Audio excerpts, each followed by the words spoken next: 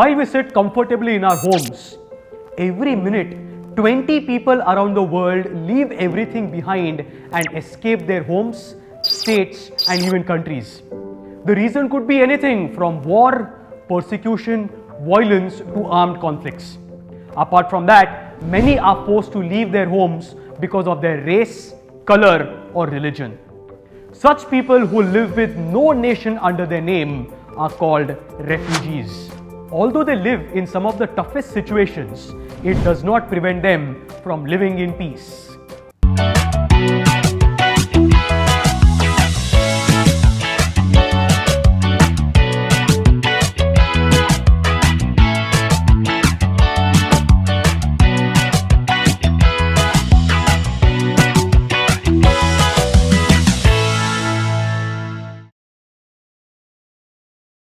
Hello mind warriors, आज 20th जून के दिन ग्लोबली वर्ल्ड रेफ्यूजी डे मनाया जाता है in order to let people know about refugees and their प्लाइट्स।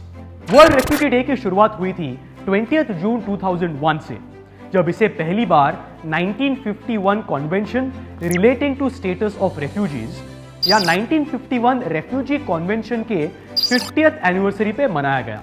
After both the world Wars, when millions of people lost their homes and left their countries because of threats to their lives and freedom, various laws and rules were framed in order to protect the innocent homeless people who were also given the term refugees. This set of rules and laws defined who could be called as a refugee, and this aimed to protect and save them from being forced back to their countries. यह set of rules का नाम 1951 refugee convention रखा गया और 20th जुलाई 1951 के दिन इसे UN general assembly में ग्रीन सिग्नल भी दे दिया गया। 1951 रेफ्यूजी कन्वेंशन के मुताबिक कोई भी इंसान जिसे अपना देश या घर, वॉर या जेंडर, रिलीजन और पॉलिटिकल प्रोसिक्यूशन के लिए छोड़ना पड़ा हो, उन्हें रेफ्यूजी कहा जाता है और रूल्स के मुताबिक उन्हें उन कंट्री से नहीं निकाला जा सकता जहां वो ठहरे हो। पर इसके लिए उन लोगों को रेफ्यूजी स्टेटस के लिए अप्लाई करना पड़ता है, जिसे फर्दर गवर्नमेंट स्क्रूटिनाइज करके अप्रूव या रिजेक्ट करती है।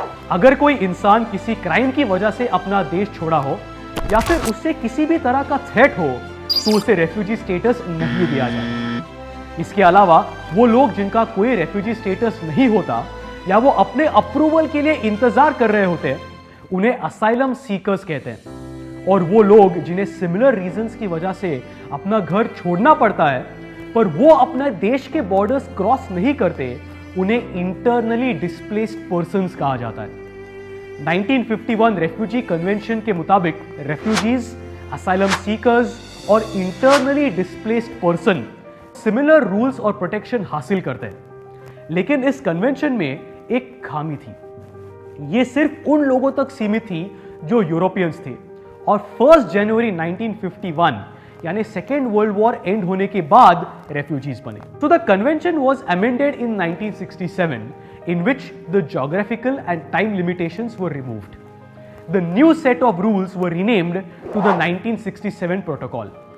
आज 149 countries 1951 रेफ्यूजी कन्वेंशन और 1961 प्रोटोकॉल्स का हिस्सा है।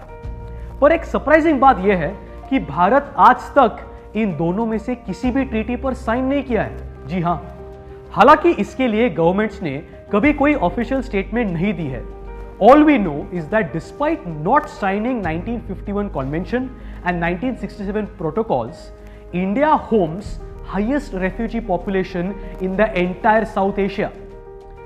United Nations High Commissioner for Refugees के मुताबिक इंडिया में तकरीबन 2 लाख रेफ्यूजीज रहते हैं, जिनमें शामिल है टिबेटन्स, श्रीलंकन तमिल्स, नेपाल के भूटानीज, बांग्लादेश के बुद्धिस्ट चकमाज, म्यांमार के मुस्लिम रोहिंग्याज और सोमालिया, सूडान और सहारन अफ्रीकन कंट्रीज के रेफ्यूजीज। रीसेंट सर्वेस और स्टैटिस्टिक्स की ओर देखें तो 2016 के बाद से हर साल डिस्प्लेस्ड लोगों की पॉपुलेशन में काफी बढ़त देखने को मिल रही है, विच मीन्स ज्यादा लोग वॉर, कॉन्फ्लिक्ट्स और दूसरे थ्रेट्स की वजह से बेघर हो रहे हैं, जिसमें छोटे छोटे बच्चे भी शामिल होते हैं। जहां 2019 में ग्लोबली रेफ्यूजीज की संख्या 20.45 मिलियन थी, 2021 में ये बढ़कर 26.6 मिलियन हो गई। सिमिलरली जहां 2019 में आईडीपी और असाइलम सीकर की पॉपुलेशन 43.5 और 4.15 मिलियन थी, 2020 में दोनों बढ़कर 48 मिलियन और 4.4 मिलियन हो गई। इन सबको मिलाकर यूएनएचसीआर के मुताबिक मिड 2021 में दुनिया भर में तकरीबन 84 मिलियन लोग अपने घर या देश को खो बैठे हैं, जिनमें से 35 मिलियन बच्चे हैं जिनकी उम्र 18 साल से कम है। अब चिंता करने वाली बात यह है कि रेफ्यूजीज और बाकी डिस्प्लेस्ड लोगों का कोई परमानेंट घर नहीं होता और ना ही कोई सोर्स ऑफ इनकम। उन्हें रोज पानी और खाने के लिए भी दूर दूर तक चलना पड़ता है। बच्चे जिनका फ्यूचर कई हद तक एजुकेशन पे ही डिपेंड करता है, वो स्कूल्स तक नहीं जा पाते। ऐसे में यूएनएचसीआर रेफ्यूजीज के लिए 3 ड्यूरेबल सॉल्यूशंस प्रमोट करते हैं। Number 1, voluntary repatriation. इसमें रेफ्यूजीज को समझौते के द्वारा वापस अपने देश या फिर किसी थर्ड कंट्री में भेज दिया जाता है। नंबर 2 में आता है लोकल इंटीग्रेशन। इसमें यूएनएचसीआर रेफ्यूजीज के लिए फाइनेंस स्कीम्स प्रोवाइड करती है। Lastly, the third solution promoted by UNHCR is resettlement, in which required refugees are resettled, provided emergency resettlements, and look after various solutions when needed.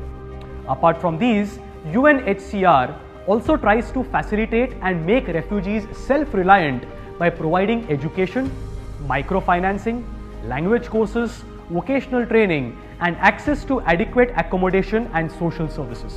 Although ज़्यादातर लोग refugees के problem के बारे में aware नहीं होते, इस पैंडेमिक के वक्त इन्हीं बेघर लोगों ने कई तरीकों से लोगों की मदद की। मास्क डिस्ट्रीब्यूशन से लेकर जगह जगह टेम्पररी हेल्थ केयर सेंटर्स के कंस्ट्रक्शन वर्क में दुनिया भर से रेफ्यूजीज मदद करने सामने आए। ऐसे मुश्किल वक्त पर रेफ्यूजी सामने आकर दुनिया को ये जरूर दिखा गए कि देश तो बॉर्डर से डिवाइडेड है, पर रेफ्यूजीज इन्हें जोड़ने का काम करते हैं। And that's why we need to understand their difficult circumstances and include them with solidarity to fight against any and every challenge that comes against humanity. So friends, ये था वर्ल्ड रेफ्यूजी डे के बारे में। I'm sure इस episode से आपको बहुत कुछ नया जानने को मिला होगा। So अगर आपको ये वीडियो अच्छी लगी हो तो इसे अपने दोस्तों के साथ जरूर शेयर करें और उन्हें भी वर्ल्ड रेफ्यूजी डे के बारे में अवेयर करें। So that's all in today's episode. See you next time with another day and more interesting stories. Till then, keep watching Mind Wars YouTube channel.